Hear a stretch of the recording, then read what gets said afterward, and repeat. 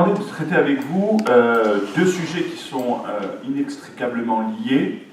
Le premier, c'est plutôt le sujet, j'allais dire, pratiquement historique, c'est-à-dire le Concile Vatican I, le premier Concile du Vatican, qu'on a tendance un peu à oublier avec l'aura de Vatican II, mais il est quand même très important, puisqu'il est aussi à l'origine de la genèse du projet de Vatican II, il faut le connaître.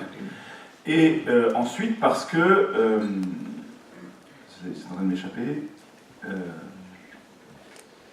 je ne sais plus ce que je voulais vous dire, c'est pas grave. Et le deuxième sujet qui est plus théologique, qui est celui de l'infaillibilité pontificale, qui est le dogme défini à Vatican I, puisqu'il s'agit bien d'une définition dogmatique que le Concile va faire, et qui est peut-être dans l'Église une des formules dogmatiques qui a créé le plus de quiproquos ou d'incompréhension, derrière laquelle on met des tas de choses qui sont fausses, et dont on rate finalement quel est l'enjeu théologique. Donc je vais essayer de vous débrouiller un petit peu tout ça.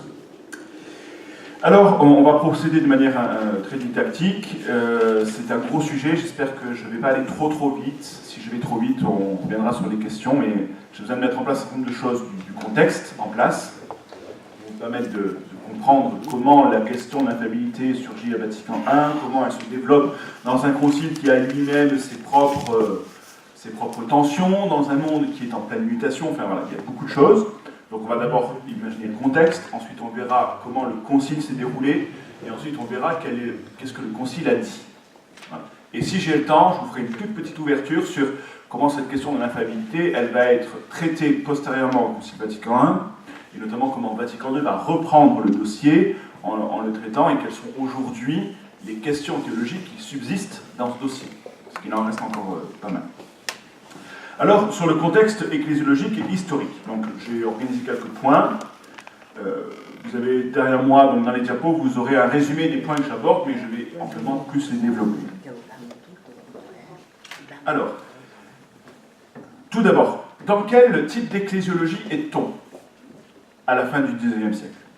On est dans une ecclésiologie post-tridentine, donc qui est consécutive au Concile de Trente, qui est une ecclésiologie qui a été énormément marquée par une vision de l'Église qui a été forgée par le cardinal Robert Bellarmin, docteur de l'Église, qui définissait, pour faire bref, l'Église comme une société parfaite et inégale. Société parfaite et inégale, ça veut dire quoi? Ça veut dire que l'Église est une société, donc elle est un corps social. Parfaite, elle n'est pas de l'ordre de ce monde, elle atteint la perfection de sa réalisation dans les moyens qui sont les siens, et inégale, ça veut dire qu'elle est hiérarchisée.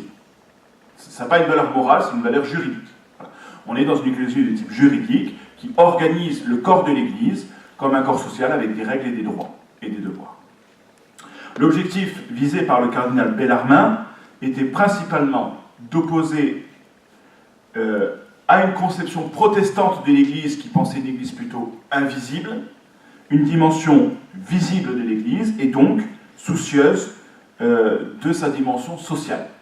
Donc on est dans une ecclésiologie de la contre-réforme, c'est-à-dire qui va se forger par opposition aux tendances des réformateurs, et donc qui va accentuer le caractère organisationnel, hiérarchique, institutionnel, et qui va en défendre les principes et les conséquences.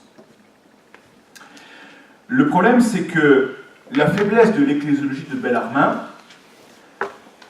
et les limites de son action pastorale qui vont en découler, c'était de vouloir que l'Église soit une societas perfecta, une société parfaite, c'est-à-dire une société qui est voulue pour elle-même, une communauté, une société qui se signifie elle-même, pour elle-même et par elle-même.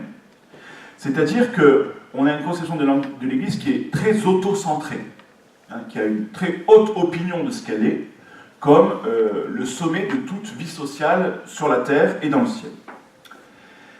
Pastoralement, cela a conduit à une attitude de rivalité avec les sociétés terrestres, et notamment l'émergence de l'État-nation. Donc tout le débat que vous avez un peu aperçu sous l'angle du concordat entre l'État et l'Église, enfin, est porté aussi par une manière dont l'Église se pense et se conçoit. Voilà. Donc on a des conflits avec les sociétés terrestres, on a un réflexe de comparaison avec les autres corps sociaux que sont les parlements, les corporations de métiers, les États, etc. Et on a un risque de surenchère, c'est-à-dire que dans ce processus de comparaison, on va accentuer notamment des dimensions comme, par exemple, en morale, le fait que les chrétiens doivent être meilleurs que les autres, que le pouvoir spirituel qui appartient à l'Église est supérieur au pouvoir temporel des princes et des rois, etc. Donc, on a une ecclésiologie qui va susciter beaucoup de tensions et de réactions dans la sphère publique. Deuxième point de contexte, depuis le Concile de Trente, où en réaction aux églises de la Réforme, il fallait opposer une unité qui va se traduire dans une forme d'uniformité, on va renforcer de plus en plus l'autorité du pape.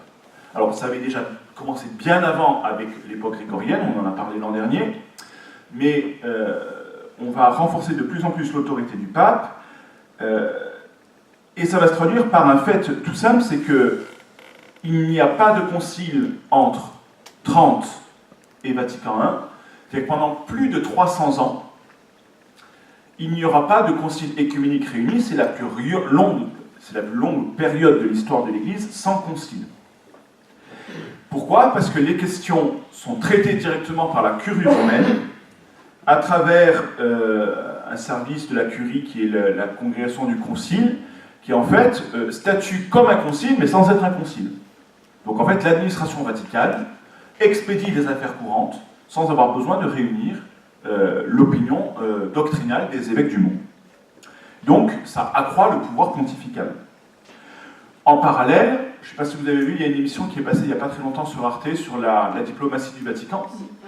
C'est dans la même époque, 19e siècle, que apparaissent les nonciatures, se développent des nonciatures, donc des lieux protocolaires de relations diplomatiques avec les États, que l'État pontifical va développer ses relations diplomatiques et donc va instaurer des relations avec les États qui vont vraiment faire parler de pair à pair, hein, d'égal à égal. Donc du coup, il y a un renforcement de l'autorité du pape comme souverain, et comme souverain civil.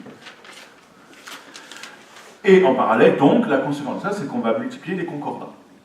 Je ne reviens pas sur ce que Guillaume Rigler vous a bien expliqué, mais donc du coup, l'autorité du pape est hypertrophiée, en tout cas mise en avant de plus en plus. Troisième point de concertation, c'est les séquelles qui perdurent quand même après la crise conciliariste du XVIe siècle. Hein, on a vu ça aussi l'an dernier, avec le concile de Constance, le concile de Bâle, les déclarations ex sancta. Enfin, est-ce que le pape est supérieur au concile? Est-ce que le concile est supérieur au pape? Qui a l'autorité, qui a la juridiction, le corps des évêques, le pape? Vous vous souvenez de tout ça. Donc même si la crise conciliariste avec le grand schisme d'Occident a été régulée et résorbée, il demeure quand même dans les églises nationales des relents de conciliarisme qui ne vont pas sans poser de questions. Et notamment, les trois grandes tendances nationales d'église qu'on a en Europe, c'est l'anglicanisme, hein, qui culmine dans le schisme de l'église d'Angleterre, avec Henri VIII. On a le gallicanisme en France, qui est très puissant, puisque par exemple, au milieu du XIXe siècle, à Notre-Dame de Paris, on ne célèbre pas avec le missel romain promu au Concile de Trente. On célèbre encore avec des missels gallicans. Donc en fait, il y a une très forte résistance de l'Église de France, hein, qui, je ne peux pas vous développer, mais qui cultive ce gallicanisme. Si le père Gazeliga était là, il pourrait vous en parler beaucoup mieux que moi, parce qu'il connaît très bien la question. Et on a ce qu'on appelle le frébonianisme en Allemagne, qui est un système un tout petit peu différent, mais qui est promu par l'évêque auxiliaire de Trèves, qui s'appelle Justinus Febronius, voilà, tout le frébonianisme. Ça s'écrit comment? C'est pas marqué? Non. Ça s'écrit Febronianisme. Fébronianisme. Bon, c'est pas le plus important pour nous parce que c'est un contexte très allemand, dans le contexte de réforme, etc. C'est un peu typé. Donc je vais me concentrer surtout sur l'exemple qui est le plus parlant pour nous, qui est le gallicanisme. Sachant que ce que je vais dire du gallicanisme se retrouve peu ou prou dans d'autres manières de voir. Donc le gallicanisme français n'est pas une affaire récente. C'est une affaire qui démarre bien avant le Concile de Trente, et même bien avant la crise conciliariste. Mais je vais vous le présenter tel qu'il se joue au milieu du XIXe siècle. Donc il est directement l'héritier du Concile de Bâle sur le pouvoir des évêques face au pouvoir du pape. Il est alimenté régulièrement par les conflits entre le roi de France, ou le souverain français, et le pape. Le plus grand des conflits étant apparu bien avant, c'est le conflit entre Philippe le Bel et Boniface VIII, dont on a largement parlé l'an dernier, mais c'est une affaire récurrente entre le pouvoir du pape sur le souverain français. Alors effectivement, Charles VII, par le décret de la pragmatique sanction, avait permis à l'Église de France de reprendre à son compte un certain nombre de décisions du Concile de Bâle, notamment sur la juridiction et sur l'autorité des évêques. À tel point qu'on a frôlé le schisme entre l'Église de France et l'Église de Rome, et c'est uniquement François Ier qui l'évita en signant un premier concordat avec le pape au XVIe siècle, en 1516. Malgré ce concordat entre François Ier et le pape, on ne va pas totalement réduire les prétentions nationalistes de l'Église de France.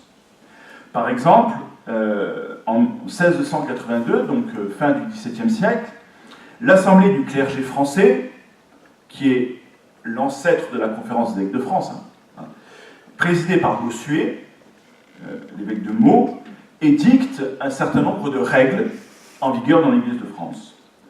Il y en a 4 principaux, je vous les liste rapidement à titre d'exemple.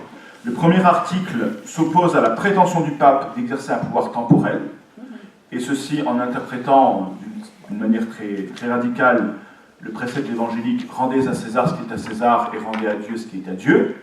Donc on commence à interpréter le verset de l'Évangile comme étant la séparation stricte du pouvoir spirituel du pape et du pouvoir temporel des princes, ce qui est une relative nouveauté, parce que saint Augustin, par exemple, au Ve siècle, ne l'interprète pas du tout comme ça.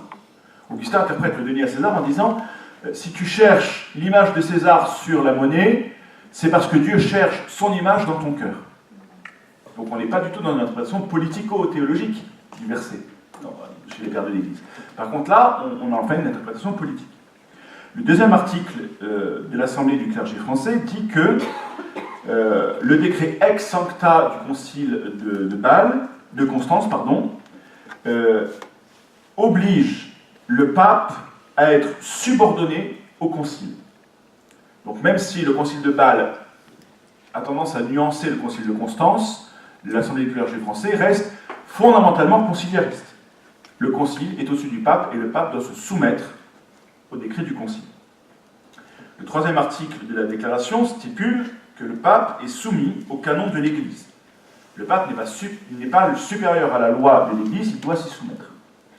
Et le quatrième point, c'est celui qui m'intéresse particulièrement dans le cadre de la conférence, précise ceci, je vous le cite, « Quoique le pape ait la principale part dans les questions de la foi, et que ses décrets regardent toutes les églises, et chaque église en particulier, son jugement n'est pourtant pas irréformable, à moins que le consentement de l'Église intervienne. » Ça veut dire quoi? Ça veut dire qu'on reconnaît au pape une vraie autorité sur les questions de foi et de discipline et de morale, mais ces disciplines ne sont pas irréformables tant qu'elles n'ont pas reçu l'assentiment des églises, c'est-à-dire l'assentiment des évêques, donc du concile. Donc c'est bien une position conciliariste.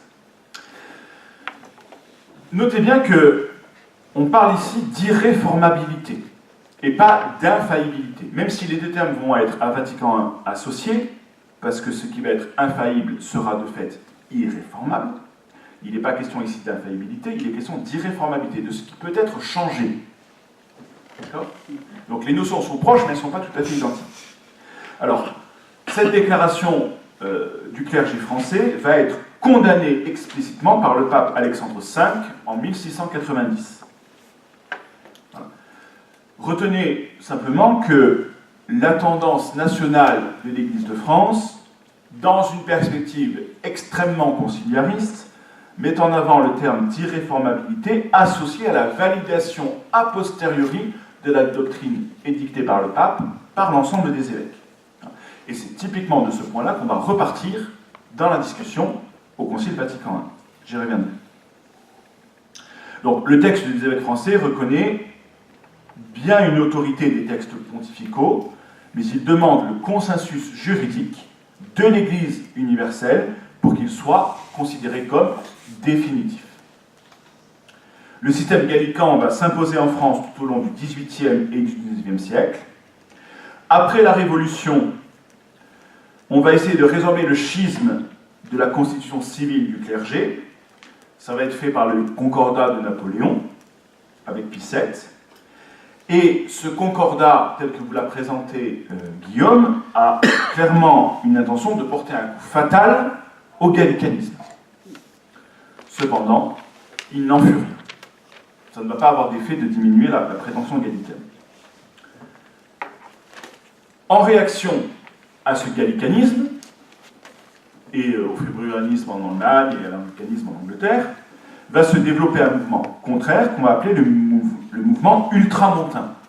Alors l'ultramontanisme, au-delà des montagnes, c'est-à-dire Rome qui est au-delà des Alpes, l'ultramontanisme, c'est au contraire, compris dans un climat de restauration du pouvoir pontifical, l'adulation du pape à l'extrême. C'est-à-dire, c'est la conséquence du côté papiste de la crise conciliariste, qu'on nomme plus papiste, mais ultramontain à cette époque-là.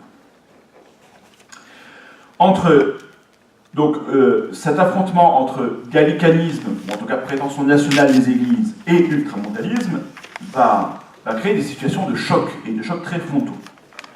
Entre 1820 et 1850, on voit monter, un peu partout en Europe, mais particulièrement en France, un mouvement et un sentiment ultramontain. Et un sentiment ultramontain qui est en lui-même très divers. Ce n'est pas monolithique et monobloc. Par exemple, on distingue deux types d'ultramontanisme. Un ultramontanisme plutôt de droite, qui est incarné par Joseph de Maistre, dont je vous ai mis le portrait sur le... ici, ça c'est pas le pape Pie IX. Donc Joseph de Maistre. Joseph de Maistre est un homme politique, un philosophe, magistrat et historien. Il n'est pas français, il est savoyard, donc maison de Savoie, sujet du royaume de Sardaigne, dont dépend à l'époque le couronnement de Nice. Mais il s'exprime donc en français et il va avoir un retentissement très grand dans la pensée politico-théologique de la France contre le gallicanisme.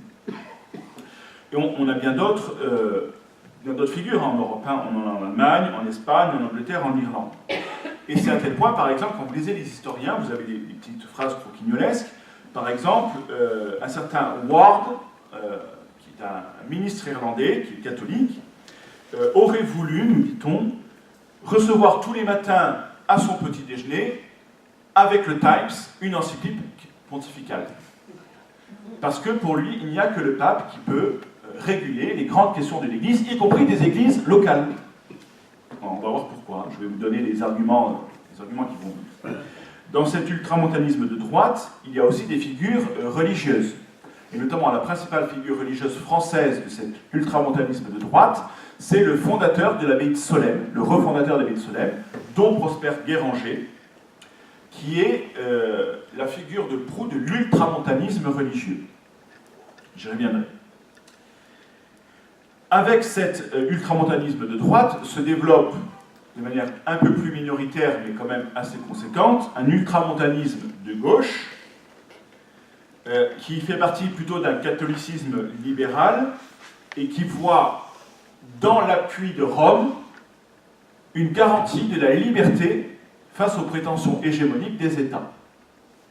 C'est-à-dire que le risque pour ces ultramontains de gauche, c'est que si on verse trop dans du gallicanisme, une Église nationale sera trop liée à la destinée du pays et du pouvoir politique du pays, qu'il soit l'Empire français, la République, la monarchie, peu importe. Et donc, pour préserver la liberté de l'Église, il faut qu'il y ait un contre-pouvoir au pouvoir du gouvernant national, qui est le pouvoir du pape.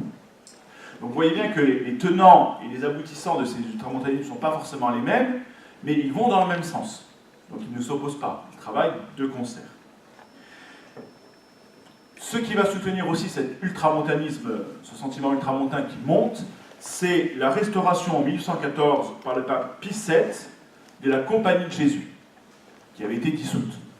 La restauration de la Compagnie de Jésus, je vous rappelle que dans l'esprit d'Ignace, qui n'est pas du tout un esprit ultramontain à l'époque, il y a les 3 vœux ordinaires des religieux et un 4e vœu d'obéissance au pape et aux missions confiées par lui.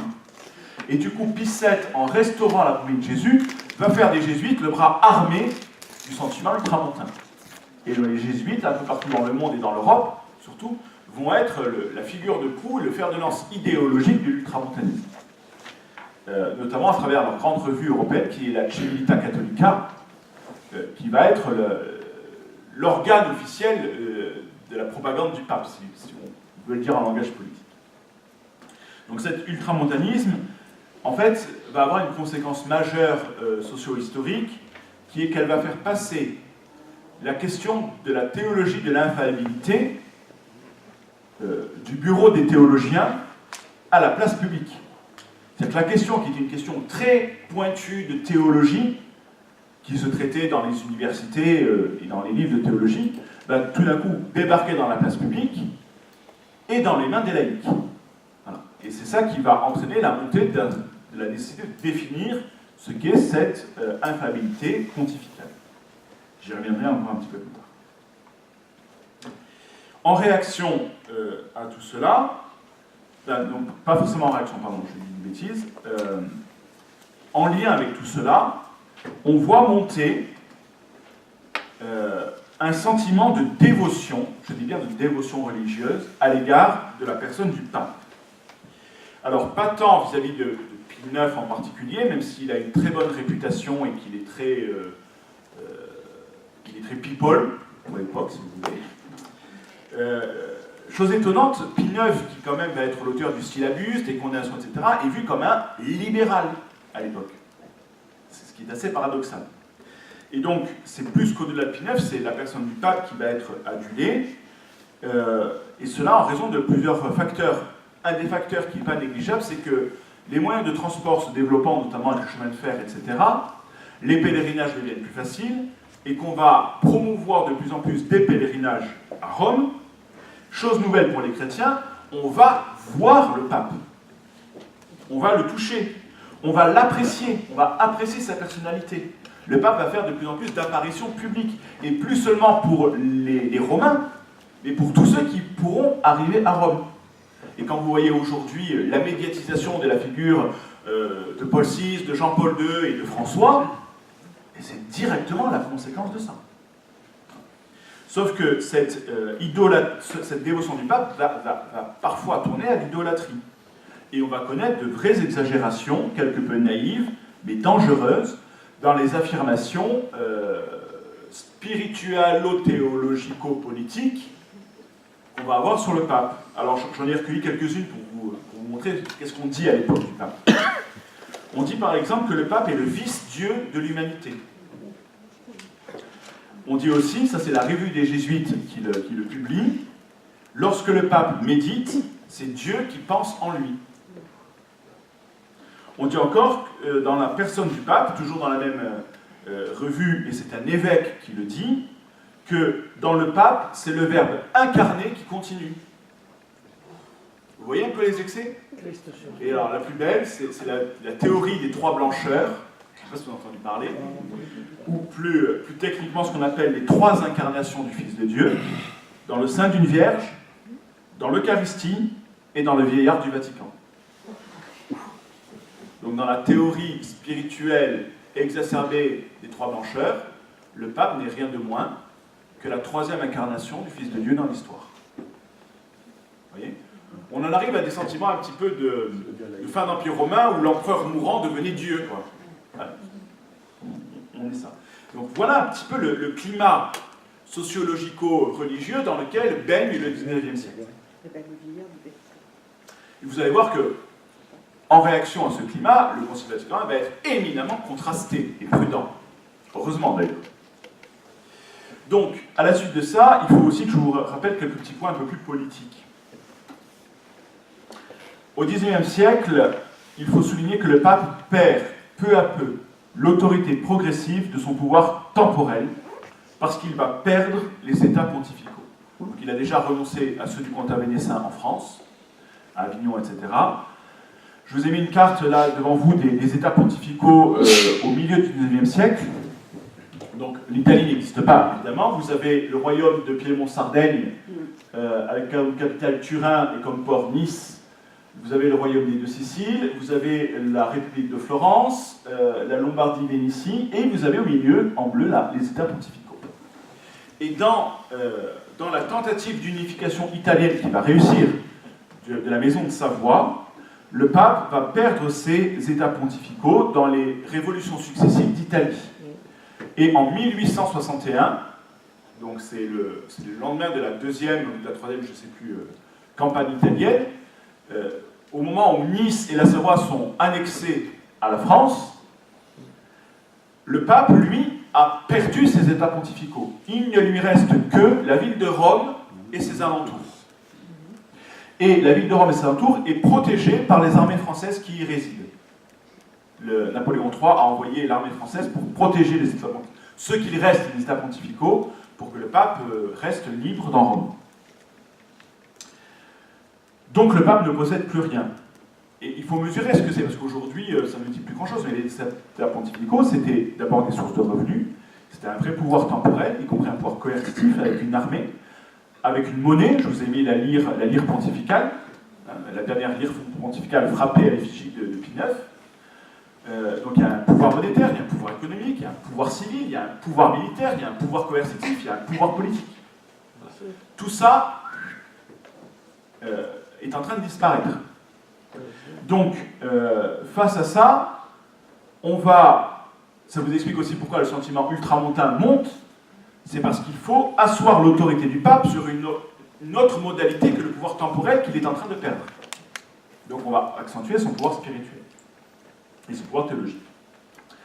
Au sens d'un contexte plus large, il faut aussi voir que, mais ça je pense que vous le savez, l'Église s'affronte à une modernité de plus en plus difficile.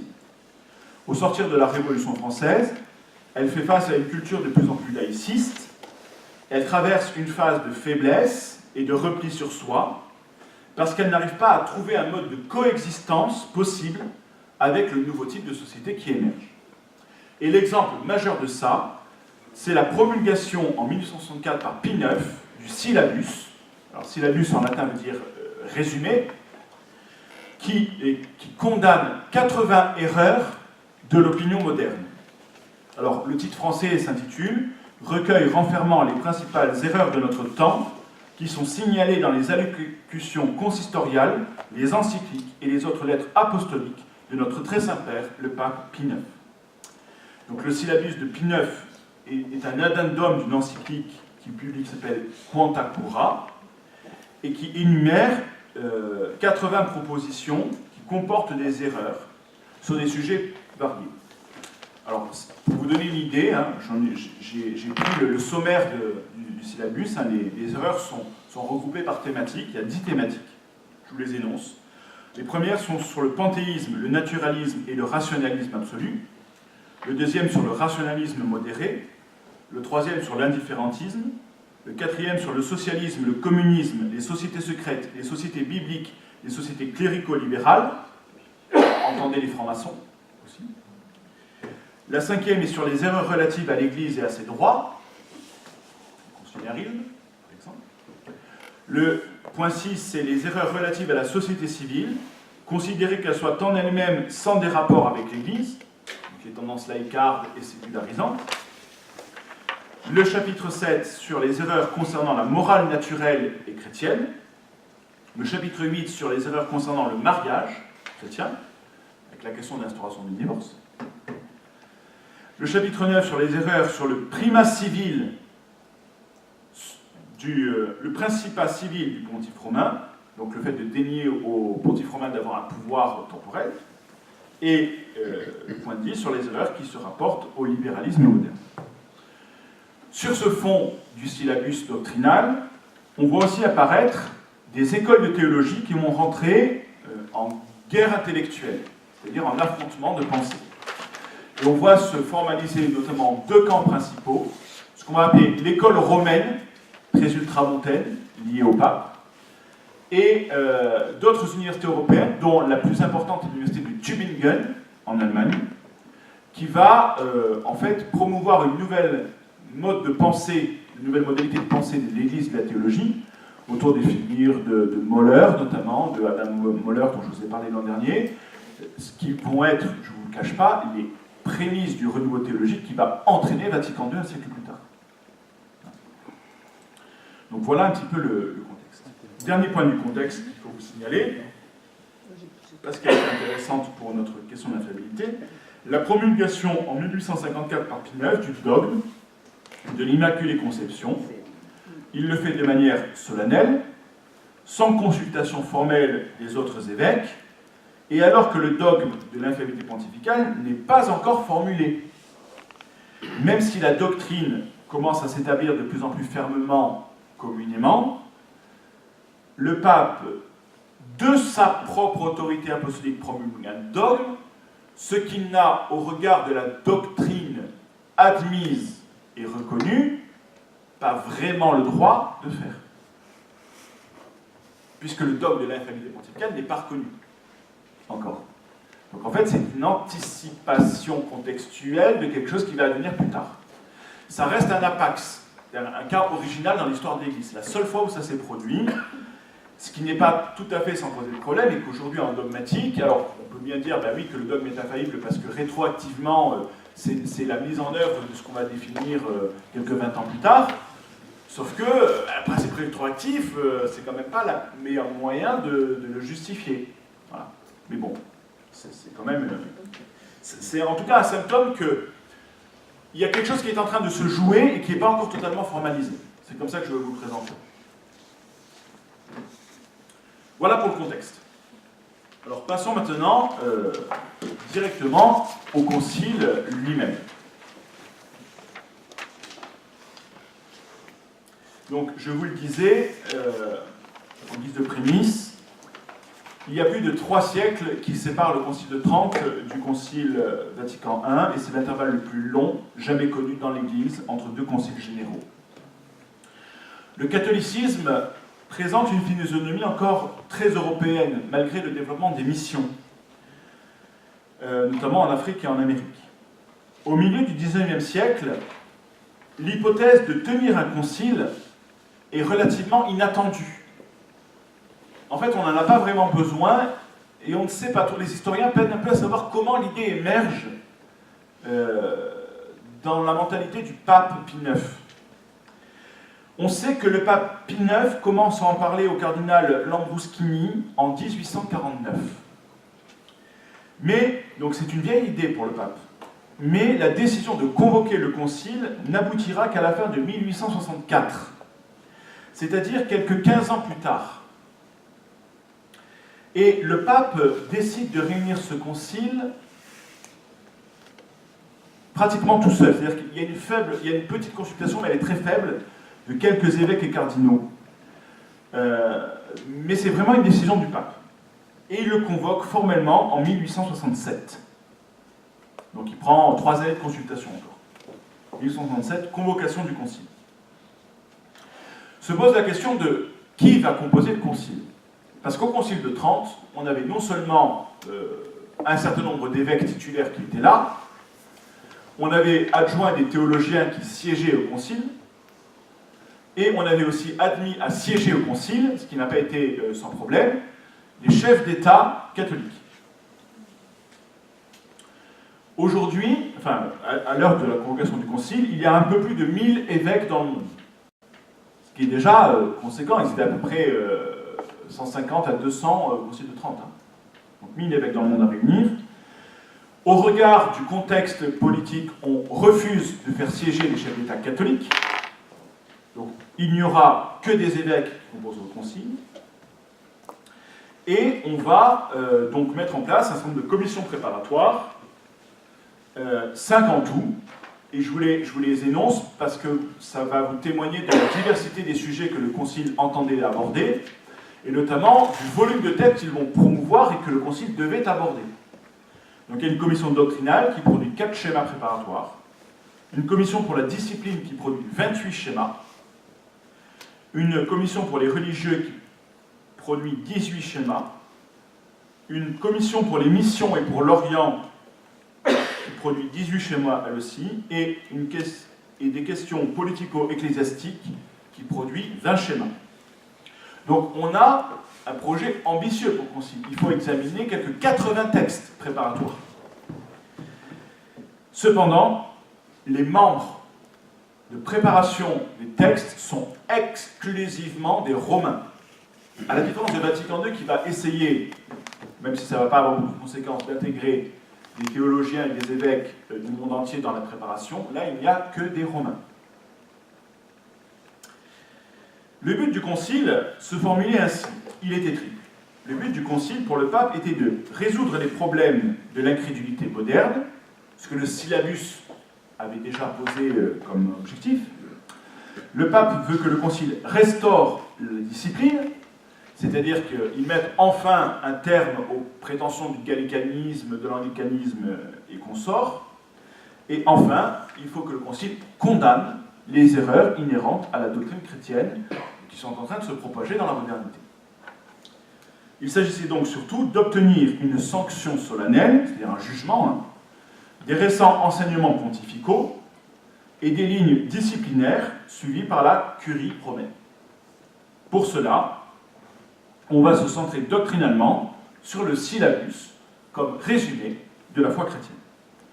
Et d'ailleurs, le Concile avait comme principe non seulement ce qui était une innovation dans la vie de l'Église, de promulguer une constitution sur l'Église, ce qu'il ne va pas avoir le temps de faire totalement, mais c'était le but, et de publier un catéchisme universel qui devait se substituer au catéchisme des Églises nationales. Vous voyez le côté tramontain. Ce qui va se faire à Vatican II, puisque le Vatican II va demander un nouveau catéchisme, qui est le catéchisme de l'Église catholique, promulgué par Jean-Paul II, qui se substitue aujourd'hui. Vous n'avez plus de catéchismes nationaux. Et même si, avant la promulgation du catéchisme de l'Église catholique, les évêques de France avaient publié un catéchisme des évêques de France, il n'a pas l'autorité du catéchisme de l'Église universelle. Mais ça, vous allez voir, le Concile Vatican ne va pas avoir le temps de le faire. Dans la notion de restaurer la discipline, de condamner les erreurs, va poindre très vite, ce qui n'était pas totalement le but des commissions préparatoires, mais ça va apparaître très vite dans le travail, de traiter la question de l'infaillibilité du pape et de définir le dogme de l'Assomption. Ce que le Concile n'aura pas le temps de faire non plus. Mais je reviendrai sur l'Assomption parce que c'est une très bonne illustration du principe de l'infaillibilité.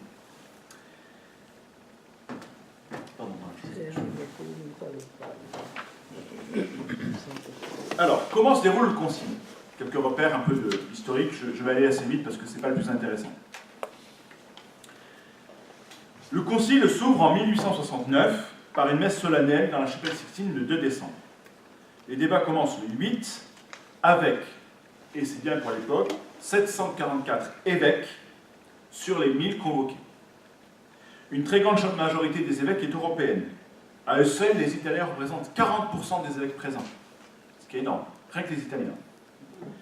Il y a 121 évêques d'Amérique, les deux Amériques confondues, 41 d'Asie, 61 de rite oriental, 18 d'Océanie et seulement 9 d'Afrique. À ces évêques, on adjoint à peu près 10% de vicaires apostoliques. Vous savez, les vicaires apostoliques, c'était les pseudo-évêques qui géraient les nouveaux diocèses, mais qui n'étaient pas évêques. Ils n'avaient pas le caractère épiscopal. Mais on les fait siéger quand même au concile. On s'attendait, au vu de la sociologie de l'époque, à un regroupement par nation, que les Français votent pareil, que les Italiens votent pareil, que les Allemands votent pareil. Sauf qu'on va observer rapidement que les regroupements vont se faire par convergence idéologique et pas par convergence nationale. Et la ligne de partage va se situer dès le début entre ce qu'on appelle les infaillibilistes, donc ceux qui promeuvent l'infaillibilité du pape, soutenus par Pie XI et qui constituent la majorité conciliaire, et les anti-infaillibilistes, qu'on appelle aussi libéraux, qui constituent la minorité. Donc on va discuter sur les dossiers des erreurs du rationalisme, de la révolution, de la connaissance de Dieu, de la révélation et de la connaissance de Dieu, pardon. On arrive assez vite à la proclamation du texte sur la foi catholique, qui s'appelle Dei Filius, et qui notamment affirme qu'on peut connaître Dieu par les lumières de la raison, et qu'aux lumières de la raison succèdent les lumières de la révélation, ce qui sera repris par Dei Verbum à Vatican II. Et on va là suspendre quelques mois le concile, parce que le concile a lieu dans le transept. Alors on discutait avec Thierry sur ces transepts nord-sud, je crois que c'est transept nord. Voilà. Et en fait il y a des problèmes d'acoustique, donc on fait des travaux avec des tentures, etc. pour rendre l'acoustique plus meilleure. Donc on va s'arrêter le mois de mars-avril. Voilà. On va se réunir pour voter des Filius, et puis on va poursuivre les débats. Et il y a une nouveauté qui apparaît dans le concile, qui est la seule fois dans tous les conciles de l'Église où ça apparaît, qui est qu'il y a un nouveau langage. Normalement, un concile dit les pères conciliaires ont décidé que, il y a le texte, et le pape, le souverain pontife, les a approuvés. Vatican II procédera ainsi. Nous, le concile, moi, Paul, évêque, j'approuve, atteste et promulgue les décrets du concile. Sauf qu'à Vatican I, ce n'est pas le concile qui parle, c'est le pape. Pie, évêque, serviteur des serviteurs de Dieu, avec l'élaboration du sacré concile pour que le souvenir s'en conserve à jamais. Donc la formulation des textes de Vatican I, c'est le pape qui parle avec l'approbation du concile.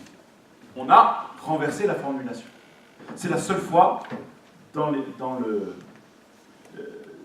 conciles de l'Église, et c'est fait dès le premier texte sur Dei Filius, alors que l'action de l'affabilité n'a pas encore été abordée. Donc vous voyez bien, on va très vite, hein. Enfin, on va vite en besogne.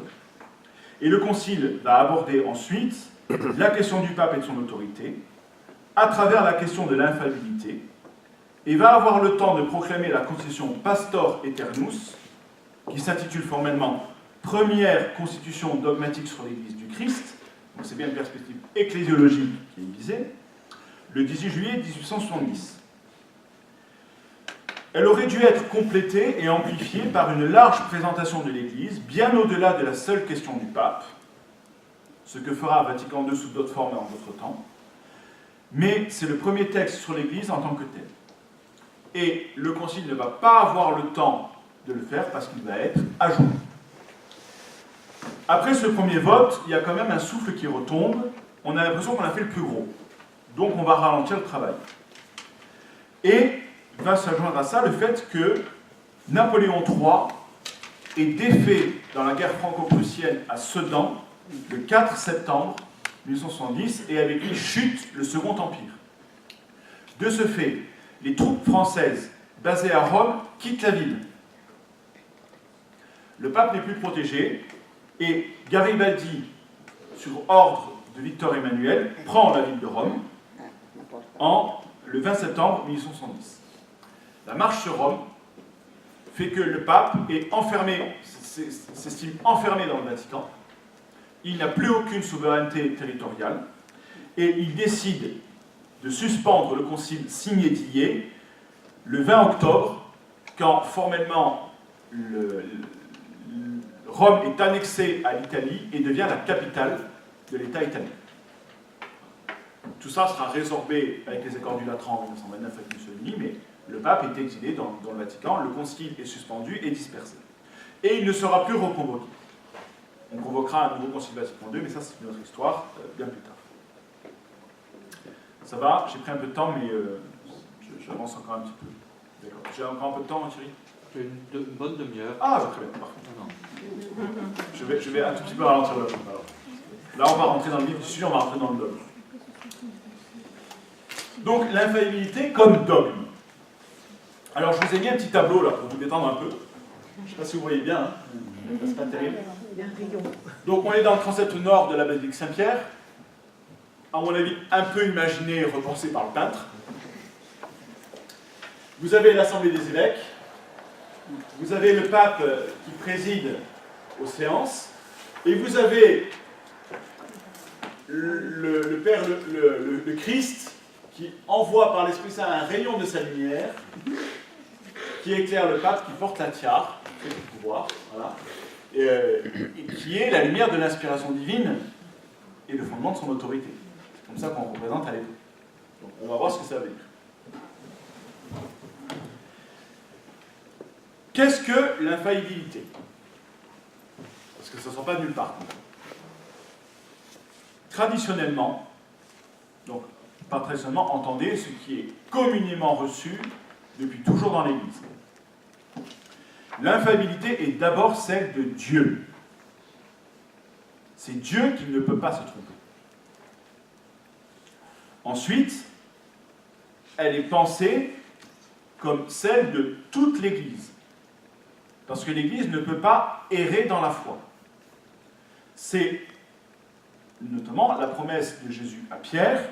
Tu es Pierre et sur cette pierre je bâtirai mon Église, et les portes du royaume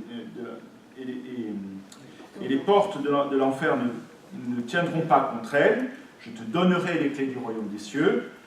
Quoi que tu lies sur la terre, tout sera tenu dans les cieux pour lier, et tout ce que tu auras délié sur la terre sera tenu dans les cieux pour délier. Donc en fait, sur le fondement de la promesse de Jésus, on va fonder le fait que l'Église ne peut pas errer dans la foi. C'est la conception de l'inhérence.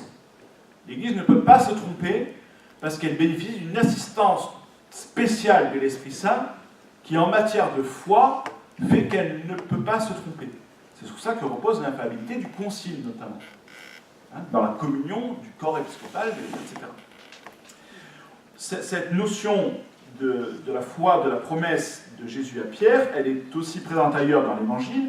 Elle est présente aussi notamment quand Jésus confie la mission aux apôtres d'enseigner toutes les nations. Notamment, vous avez ça en Luc 10, chapitre 10, verset 16. « Qui vous écoute, m'écoute. Qui vous rejette, me rejette. Et qui me rejette, rejette celui qui m'a envoyé. » Voilà. Ou encore, vous avez dans les lettres de Paul, notamment dans la première lettre à Timothée au chapitre 3, verset 15, la mention que l'Église est un fondement de la vérité. Si toutefois je tardais, il faut que tu saches comment te comporter dans la maison de Dieu, je vais dire dans l'Église du Dieu vivant, qui est la colonne et le support de toute vérité. Donc, dans la conception traditionnelle, c'est bien l'Ecclésia, la communion de l'Église, qui bénéficie de l'assistance de l'Esprit Saint suite à la promesse faite par le Christ aux apôtres et à Pierre en particulier. Et on va voir se développer peu à peu dans l'histoire de l'Église une forme de dérivation de cette infaillibilité de l'Église vers le corps des évêques, comme successeurs des apôtres qui exercent le magistère suprême conjointement avec le successeur de Pierre. D'où l'autorité du concile. Et c'est ce qui est vraiment au fondement de la crise conciliariste du XVIe siècle. C'est-à-dire que le problème de est-ce que c'est le pape qui est supérieur au concile ou le concile supérieur au pape, elle touche à la question de l'infaillibilité de l'Église. C'est bien au collège des apôtres, représentant le collège de l'Église, que l'infaillibilité repose. Après, on va faire dériver peu à peu cette notion de Dieu à l'Église, de l'Église aux évêques et des évêques au pape. Et donc, dans la suite du Concile de Trente, notamment par le souci de renforcer l'autorité pontificale, d'uniformiser les célébrations, enfin je ne reviens pas là-dessus, dans une perspective de la Societas Perfecta promue par Bellarmin, cette dérivation va s'accentuer vers le souverain pontife lui-même, comme représentant de toute l'Église, et c'est là qu'émerge la thèse de l'infaillibilité pontificale. Mais comprenez bien, dans la doctrine, ce n'est pas le pape parce qu'il est pape, c'est le pape parce qu'il est le représentant de toute l'Église. Donc, dans la question de l'infaillibilité, doit être perçu et maintenu le lien entre le pape et l'Église.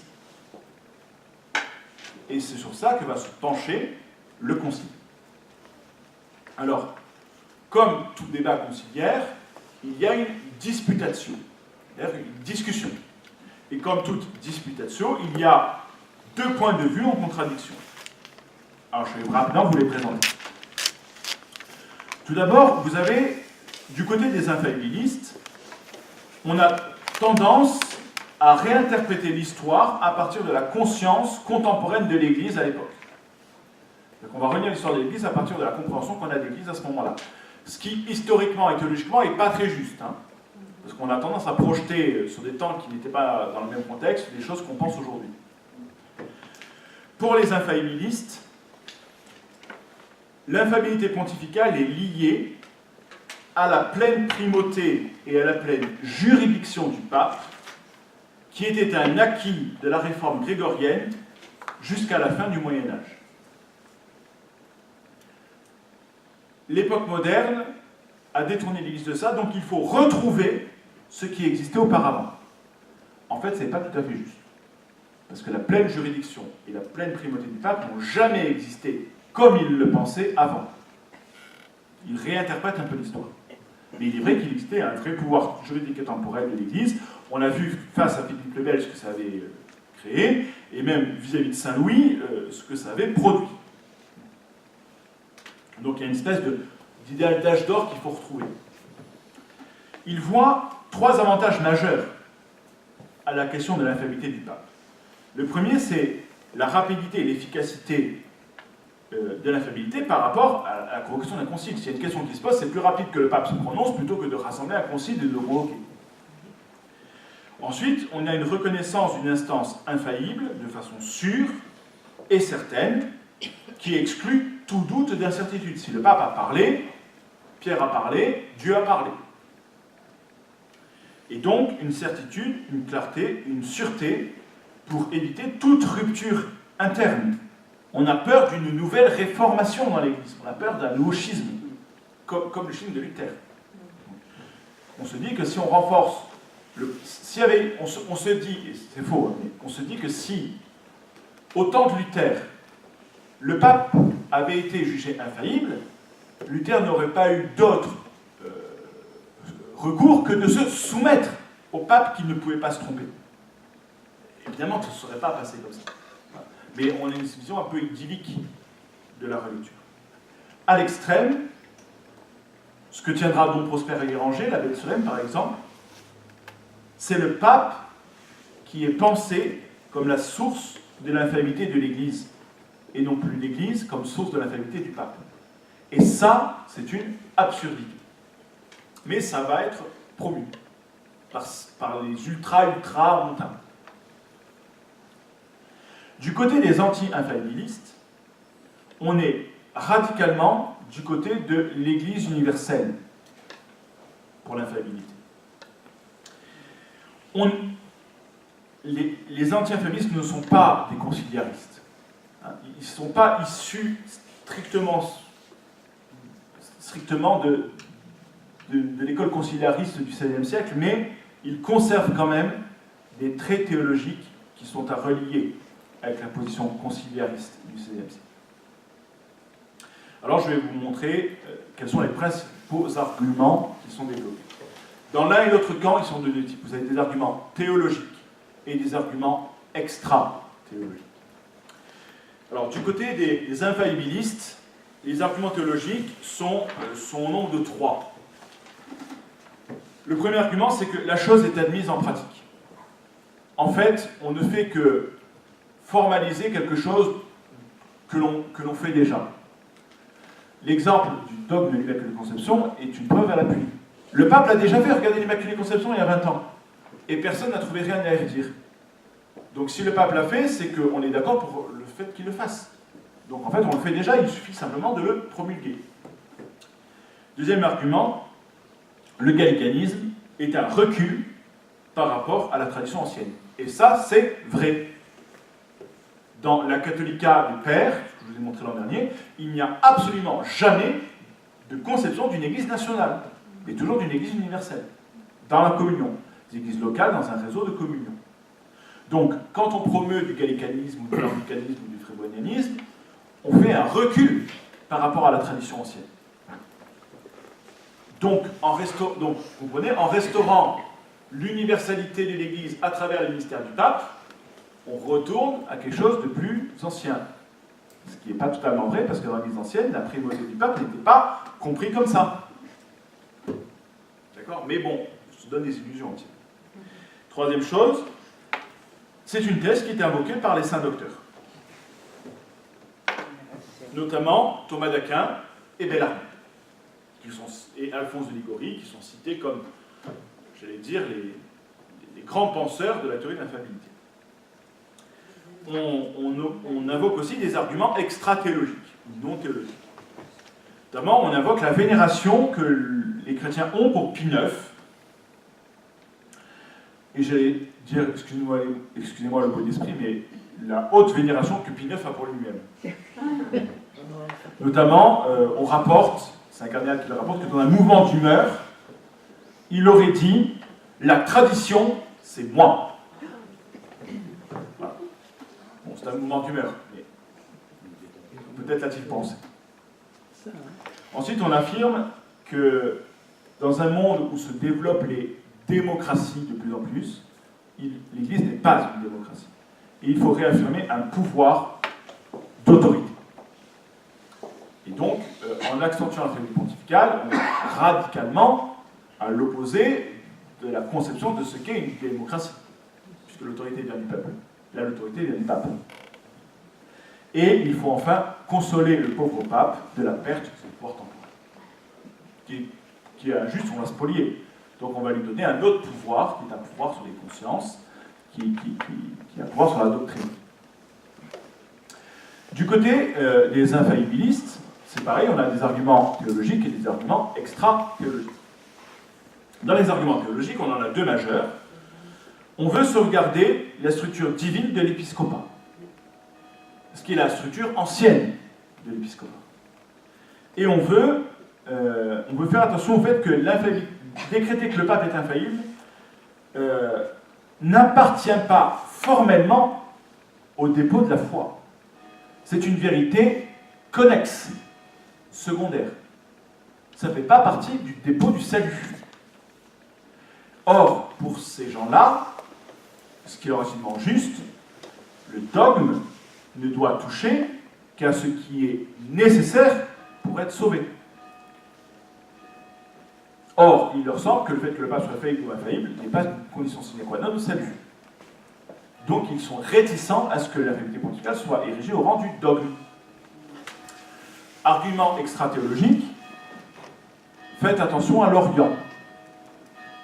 Les évêques orientaux catholiques, pas orthodoxes, ont une conception de l'autorité et de la primauté du pape qui est beaucoup plus orientale, beaucoup plus primus inter pares, beaucoup plus antique, et de faire porter un tel poids sur l'autorité du pape, c'est risquer un schisme avec eux. Autre préoccupation extra-théologique, attention à l'écuménisme. Que vont dire les orthodoxes? Alors, il faut que je vous dise, petit aparté, on avait essayé d'inviter protestants et orthodoxes au concile en leur disant que s'ils reconnaissaient l'autorité du pape, ils pourraient siéger au concile. Alors, évidemment, ni orthodoxes ni protestants ne se sont donné la peine de venir. Mais voilà, il y a un vrai souci écuméniste chez les anticonciliaristes. D'ailleurs, l'invitation des orthodoxes et des protestants au concile à Vatican II sera faite différemment et ils viendront. Ils ne siégeront pas, mais ils viendront observer. Ça, c'est une chose qu'on pourra reprendre, enfin, que Guy, je pense, reprendra cet après-midi, mais qu'on pourra reprendre au XXe siècle. Enfin, on invoque le danger d'un schisme, notamment en Allemagne, et un schisme qui va avoir lieu, d'ailleurs, qui est le schisme des églises vieilles catholiques. On en parlerai dans les conséquences. Et on a peur d'un réveil de l'agressivité anticatholique aux États-Unis. Pourquoi? Parce qu'à la différence de la France, les catholiques aux États-Unis ont toujours été considérés comme des mauvais citoyens. Parce qu'on a les White Anglo-Saxon Protestants aux États-Unis ont toujours pensé que les catholiques n'étaient pas des bons patriotes parce qu'ils s'étaient toujours référés à une autorité plus grande qui était celle du pape.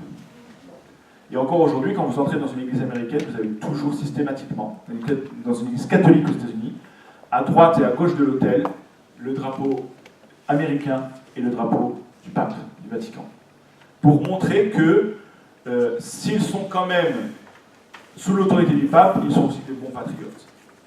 Mais en fait, c'est absurde, parce que l'église catholique n'est pas américaine, pas plus qu'elle n'est vaticane.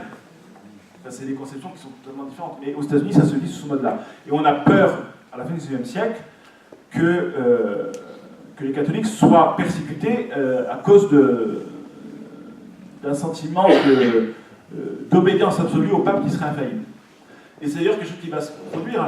L'élection de Kennedy en 60, premier président catholique américain, enfin, c'est pas sans problème aux États-Unis.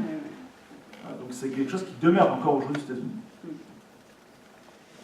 D'ailleurs, quand on voit la position de l'épiscopat américain face aux décisions du gouvernement américain, pourquoi est-ce que les évêques américains soutiennent George Bush pour la guerre en Irak, alors que le pape Jean-Paul II s'est prononcé contre? Parce qu'il faut montrer qu'on est des bons patriotes. Il faut rassembler la nation autour du président, et pas autour du pape. Il y a un conflit là. Ça, c'est les années 80. Hein. Je passe là-dessus, c'est pas mon projet. Voilà, donc, entrons, si vous voulez, dans le vif du sujet dogmatique, la définition de pastor aeternus. Pardon, je ne vais pas vous mettre ça parce que vous allez me perturber. D'abord, l'introduction. Contrairement aux idées reçues, la définition canonique de l'infaillibilité pontificale est très nuancée dans les textes du Concile. Nuancée, et je dirais même mesurée. Elle porte en elle de vraies limites à l'exercice de cette infaillibilité. Et ces limites sont mises directement à partir des débats conciliaires. C'est-à-dire que c'est pas la majorité ne va pas remporter toute la bataille, elle va être régulée par la minorité. Par exemple, l'introduction du texte de Pastor Aeternus laisse comprendre que l'assistance de l'Esprit Saint dont bénéficie l'Église et le pape n'est pas une assistance positive, assurant que les choses soient dites de la meilleure manière possible, mais une assistance négative qui préserve le pape de l'erreur. C'est-à-dire que l'infaillibilité du pape, c'est pas que le pape a une vision béatifique de ce qu'il faut dire, il n'est pas inspiré par Dieu, ça c'était le privilège des apôtres. Le pape, lui, bénéficie d'une assistance du défenseur, qui est l'Esprit Saint, qui fait qu'il ne peut pas se tromper. Ça veut dire qu'on garantit qu'il n'y a pas d'erreur, on ne garantit pas que c'est juste. C'est pas la même chose. Parce que derrière, c'est la question de l'irréformabilité qui est derrière. Un dogme peut être réformable dans sa formulation. Ça ne veut pas dire qu'il est faux. C'est-à-dire qu'il peut être encore plus juste. Vous voyez, la nuance, elle est importante. Hein. Elle est très très importante. Donc, c'est pas que le pape dit vrai, c'est que le pape ne peut pas se tromper. Et on va voir dans quelles conditions. Parce qu'on va mettre des conditions. La Constitution précise que l'infaillibilité est un don de Dieu. Elle est un charisme. Et un don qui est fait à Pierre et à ses successeurs. Ce charisme est un don fait à toute l'Église. Et c'est l'indéfectibilité de l'Église qui va jusqu'à l'indéfectibilité du pontife romain. C'est bien le fait que l'Église ne peut pas se tromper qui s'étend dans le pouvoir du pape qui ne peut pas se tromper, et pas l'inverse. La réflexion ne va pas du pape vers l'Église, elle va de Dieu vers l'Église et de l'Église vers le pape. Et ça, c'est absolument fondamental. Le pape n'est pas infaillible parce qu'il est pape, le pape est infaillible parce qu'il est le successeur de Pierre, à qui a été confiée la gouvernance de l'Église. C'est clair? Alors, que dit le texte? On va le lire ensemble et puis après je vous le commande partie par partie. Ne vous effrayez pas du style, hein, du XIXe siècle. C'est pourquoi nous attachons fidèlement à la tradition reçue dès l'origine de la foi chrétienne, pour la gloire de Dieu notre Sauveur, pour l'exaltation de la religion catholique et le salut des peuples chrétiens, avec l'approbation du Saint Concile, nous enseignons et définissons que c'est un dogme révélé par Dieu, que le pontife romain, lorsqu'il parle ex cathedra, c'est-à-dire lorsque, remplissant sa charge de pasteur et de docteur de tous les chrétiens, il définit, en vertu de sa suprême autorité apostolique, qu'une doctrine, en matière de foi ou de morale, doit être tenue par toute l'Église, jouit, par l'assistance divine à lui promise en la personne de Pierre, de cette infaillibilité dont le divin Rédempteur a voulu que soit pourvue son Église, lorsqu'elle définit la doctrine de la foi, sur la foi et la morale. Par conséquent, ces définitions du pontife romain sont irréformables par elles-mêmes, et non en vertu du consensus de l'Église.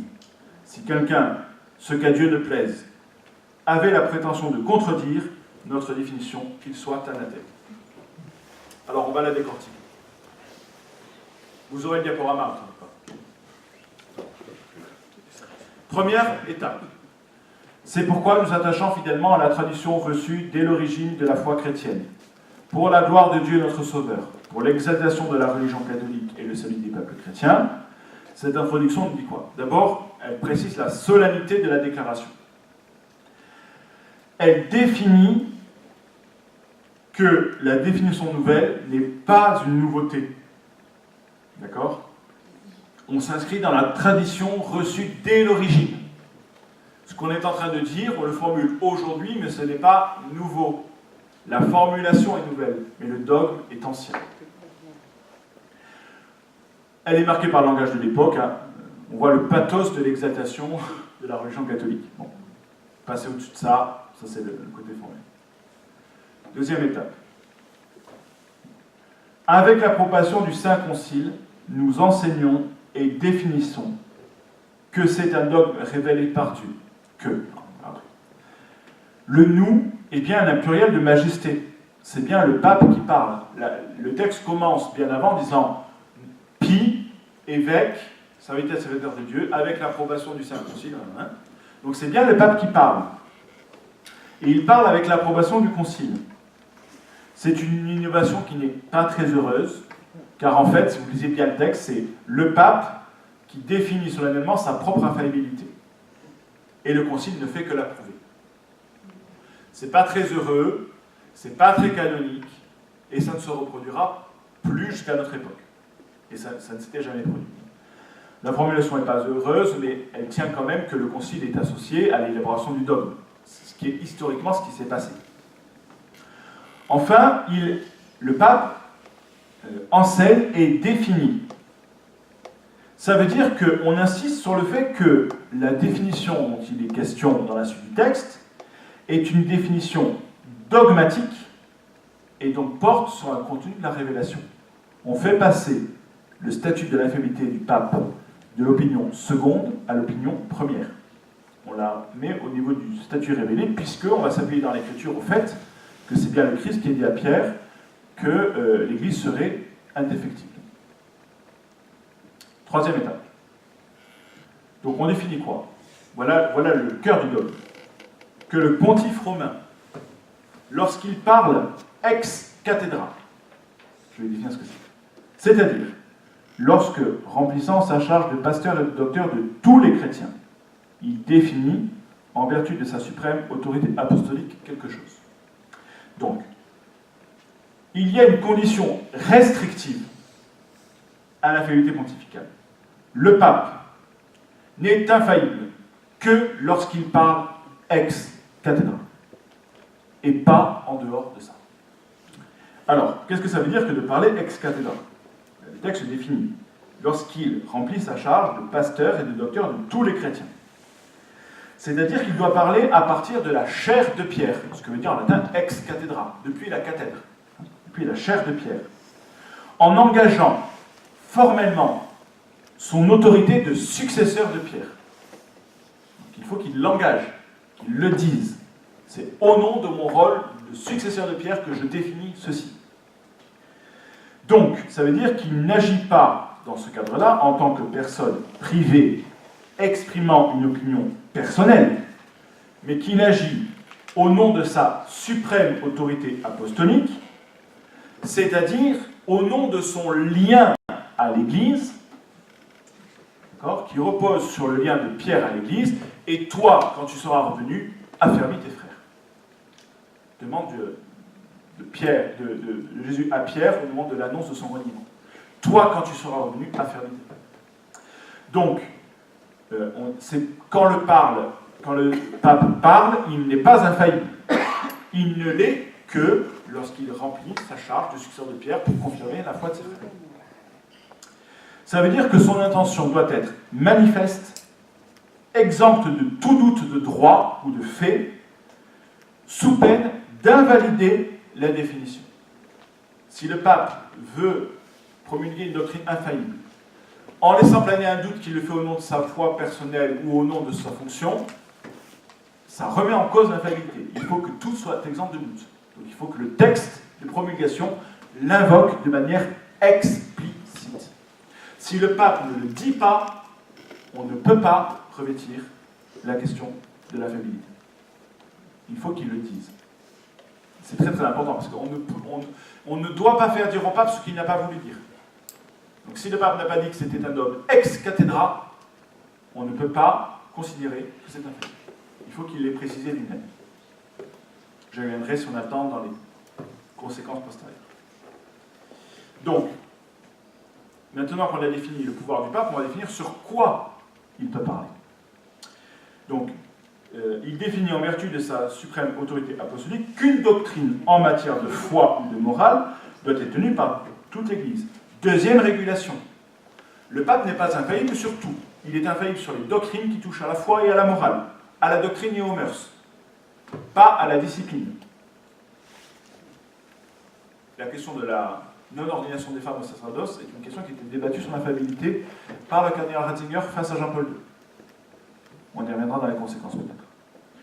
Ce qui est de l'ordre de la discipline de l'Église ne fait pas partie de l'infaillibilité. Parce que ne peut faire partie de l'infaillibilité que ce qui est lié à la doctrine du salut, donc à la foi et à la morale. Le texte dit, par contre, que ce qui doit être tenu par l'Église. Et ça, c'est étonnant, parce qu'on se serait attendu à ce qui doit être cru. Alors pourquoi on a tenir Parce que je pense que le Concile a voulu mettre une pierre d'attente si jamais on voulait définir que le pape pouvait être infaillible sur un objet qui n'était pas formellement dans la révélation. Donc on a substitué croire, à croire on a substitué tenir. De fait, quand Vatican II va revenir sur la question, il ne va pas revenir sur le fait que l'infaillibilité doit toucher à la révélation. Donc en fait, le texte a voulu préparer autre chose qui n'est jamais arrivé. Et qui, à mon avis, n'arrivera jamais parce que c'est théologiquement impensable. Dernier point, cinquième point, parce qu'il y en a encore deux autres. Donc, quand il définit qu'une doctrine en matière de foi ou de morale doit être tenue par l'Église,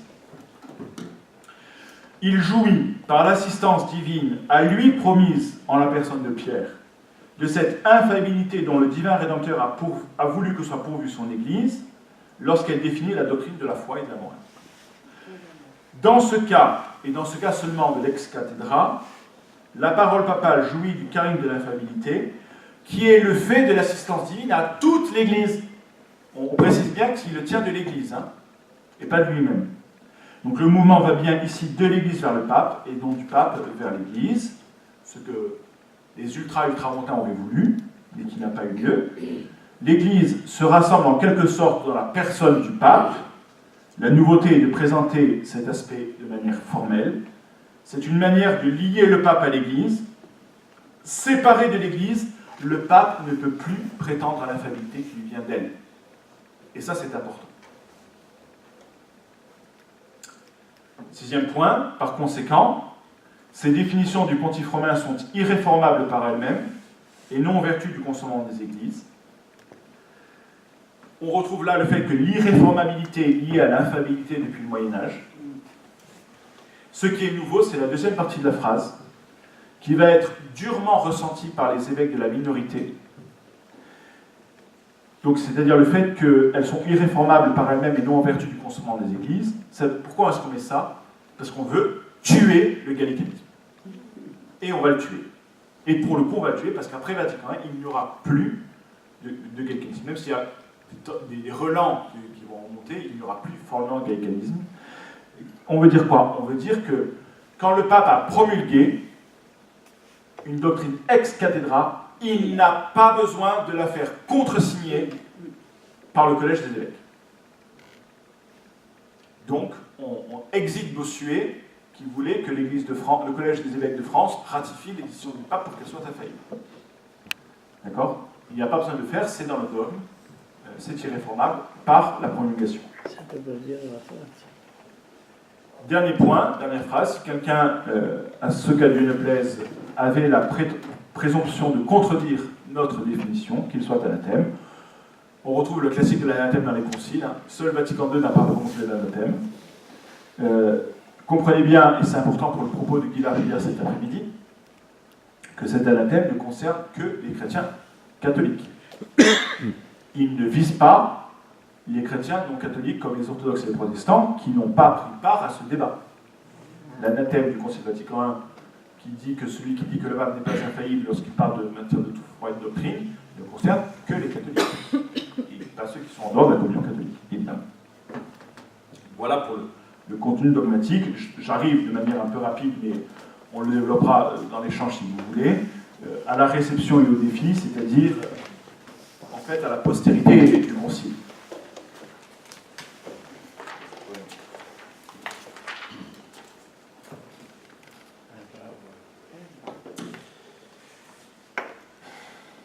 La définition de Vatican I est bel et bien un texte de compromis. Les ultramontains n'ont pas gagné la bataille. La minorité ne l'a pas totalement perdue. On peut dire qu'à Vatican I, on a un vrai processus conciliaire qui fait que le dogme est défini correctement. Donc c'est l'Église qui a gagné. Les combats de la minorité ont permis un infaillibilisme modéré. On a évité les erreurs. Alors, dans l'héritage du Concile, qu'est-ce qu'on a ? Je vous ai dit que... Comment je vous l'ai marqué d'ailleurs sur la fin ? Oui, je vous ai mis un vote unanime et contrasté. Si vous regardez les votes, puisqu'on a les actes du Concile, les votes du texte, le texte est voté à l'unanimité, et cela pour une raison bien simple. C'est que les évêques de la minorité ont quitté le Concile la veille du vote. Pourquoi ? Parce qu'ils ont bien compris que le texte serait voté quoi qu'il arrive. La majorité était acquise. Et ils ne voulaient pas que leur non-placette remette en cause l'autorité du pape, puisqu'on votait un texte sur le pape. On peut y voir ça, si vous voulez, avec...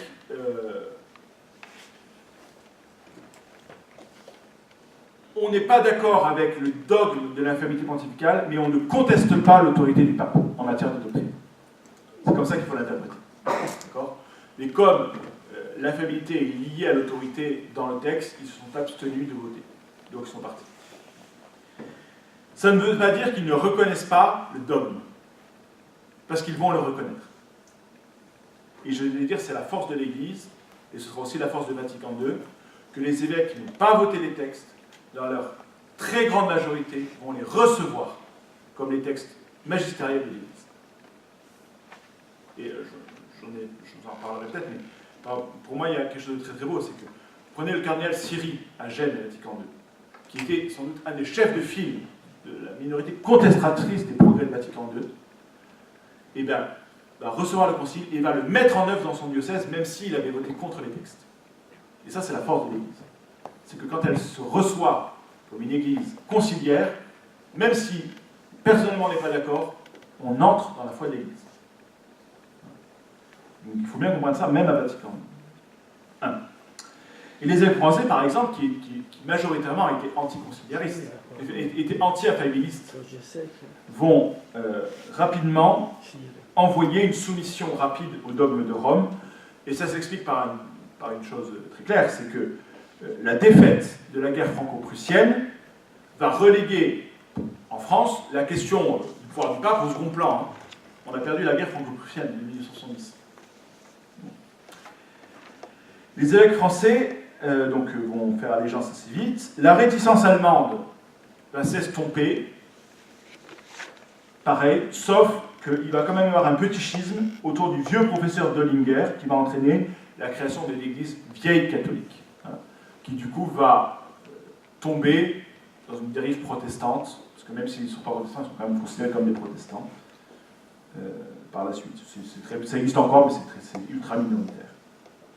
Excusez-moi, oui. Il n'y a pas une dénomination en Russie qui s'appelle aussi vieux catholique et qui serait plus ancienne? Je ne la connais pas, mais peut-être. On y reviendra si vous voulez sur l'Église catholique. Elle a changé de nom. Hein. Aujourd'hui, elle s'appelle plus formellement, elle s'appelle Église catholique chrétienne aujourd'hui en Suisse. Mais c'est ultra minoritaire, hein. C'est quelques milliers de personnes dans le monde. Hein. C'est pas. Mais ce n'est pas le côté le plus intéressant du Concile Vatican, mais il faut savoir que ça existe. Et ensuite, on va essayer de faire un vrai effort de pédagogie pour pour expliquer, expliciter ce que la doctrine de l'infaillibilité pontificale veut dire. Et à ça, vous avez un très bel exemple dans le cardinal Newman. Donc cet anglican converti au catholicisme, qui du coup va devoir expliquer à l'Église d'Angleterre qu'il n'est pas en porte-à-faux. Donc il y a un vrai travail chez Newman de pédagogie du dogme.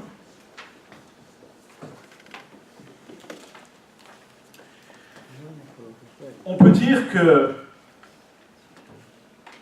l'Église va avoir un usage très très modéré du dogme de l'infaillibilité pontificale.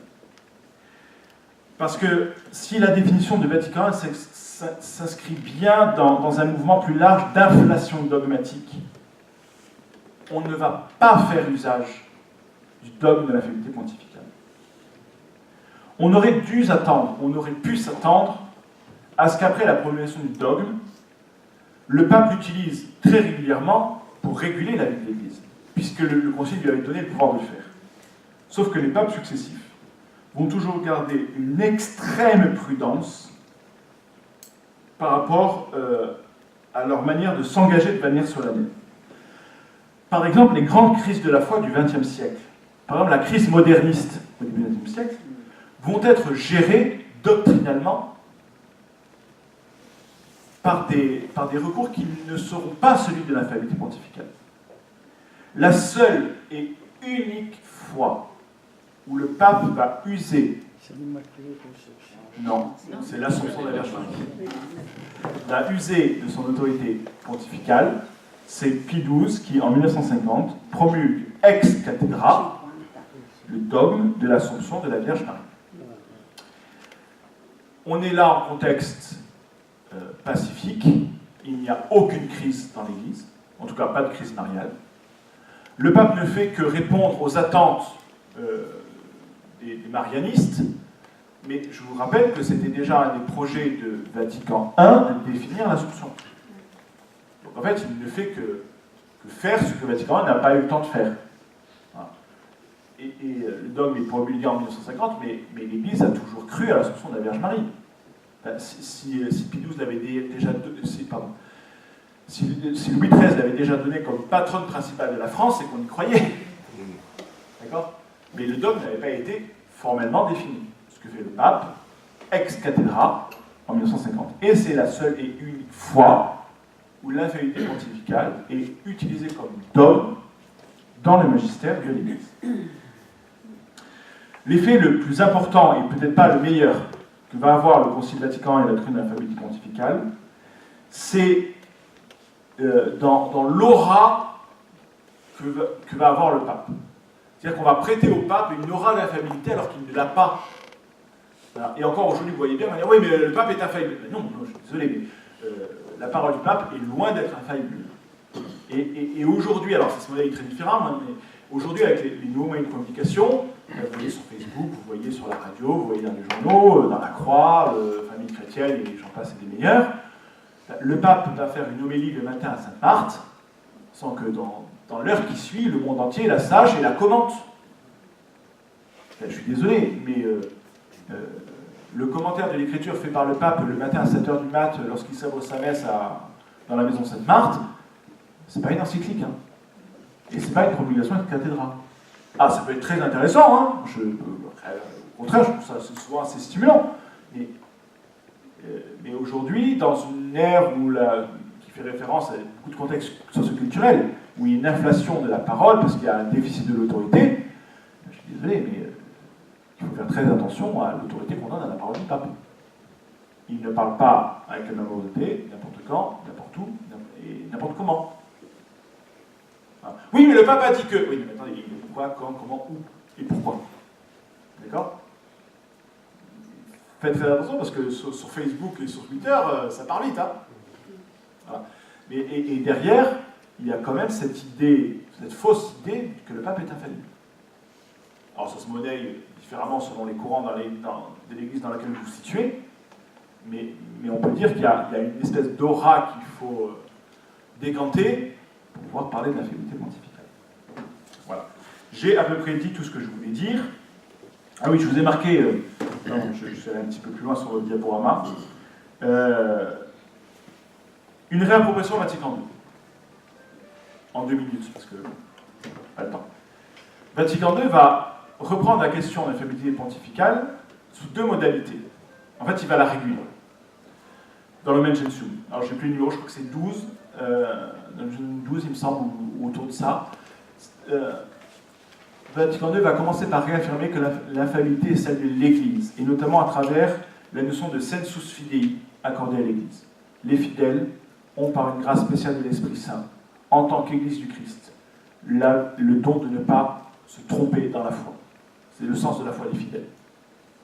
Et il va le réguler d'une autre manière dans le chapitre 3 de Lumen Gentium, je crois que c'est Lumen Gentium 25, on va parler de l'autorité du pontife romain et du collège des évêques, qui va être régulé, je vous l'ai expliqué, je crois, déjà avec, je ne sais plus, avec la Nota Previa. C'est le concile, le collège des évêques, jamais sans son chef, mais le chef peut se dispenser du collège sous certaines conditions quand il parle ex cathedra. Et aujourd'hui, classiquement, l'Église est infaillible. Enfin, le magistère de l'Église, parce qu'aujourd'hui on ne parle plus de l'infaillibilité du pape, on parle de l'infaillibilité du magistère. Le magistère de l'Église est infaillible. N'est infaillible, non, pardon, je reprends. Le magistère n'est infaillible que lorsqu'il s'agit du magistère extraordinaire de l'Église. Le magistère ordinaire de l'Église a une autorité suprême d'enseignement de foi et de morale, mais qui n'est pas revêtu de l'infaillibilité. Donc le magistère ordinaire, c'est l'enseignement ordinaire de l'Église à travers les conférences épiscopales, à travers la curie romaine, etc. N'est infaillible que le magistère extraordinaire. Et il y a deux formes de magistère extraordinaire dans l'Église. Il y a le concile œcuménique. Le concile œcuménique est infaillible. Et il y a le pape lorsqu'il parle expressément ex cathedra. C'est le nom de Vatican. En dehors de ça, il ne peut pas y avoir d'infaillibilité de la doctrine. Ça, c'est clair. Je m'arrête là. J'ai fini mon topo. Vous avez sans doute des questions. On n'a pas le temps.